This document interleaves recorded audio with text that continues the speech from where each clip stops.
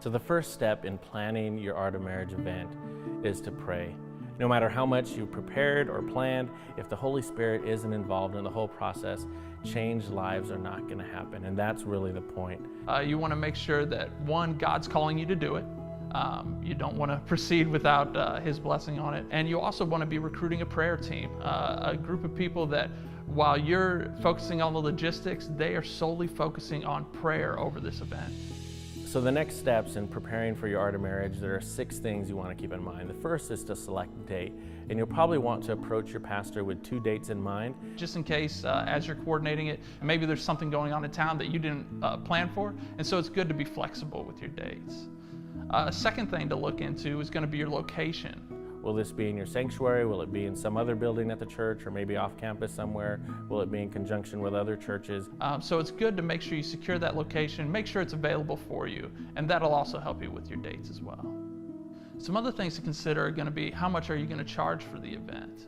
It's not just manuals that you have to factor. Do you have a facility fee? But also it could include whether you're going to charge for lunch on Saturday, or whether you're going to have childcare. Is it going to be paid childcare?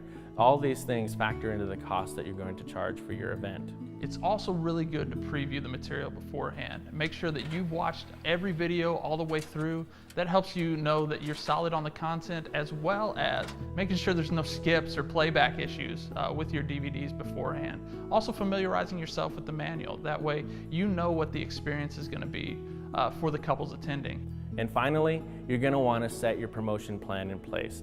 There's several things that are recommended in the host guide, and you can delegate each of those things. How many flyers do you need? Where are you going to put those? What are you going to do with your posters?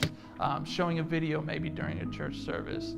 That way you can get the word out and get as many people as possible to your event.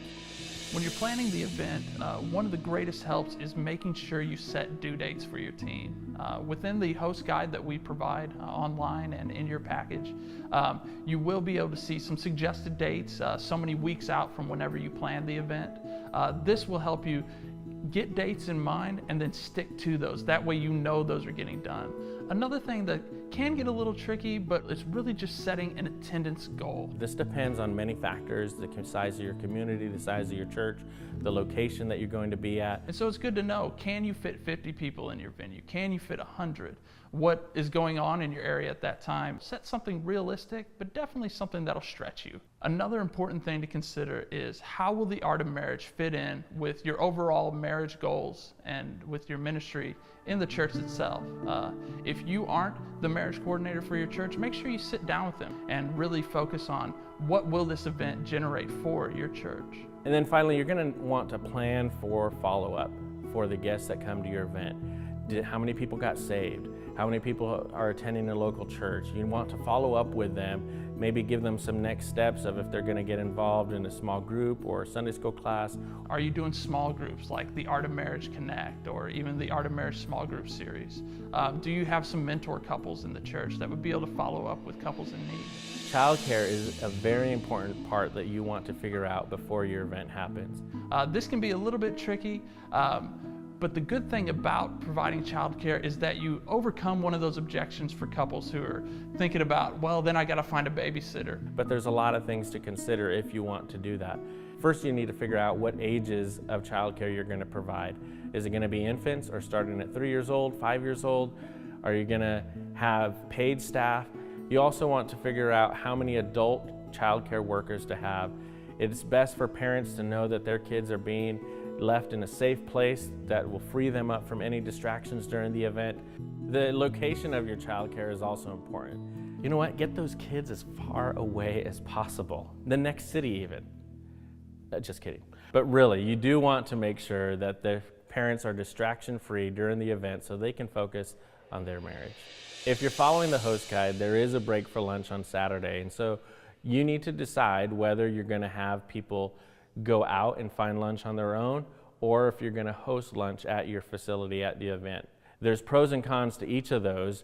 Obviously, if they go out on their own, it's hard to get people back on time, and it depends on your location if there's even places to eat nearby.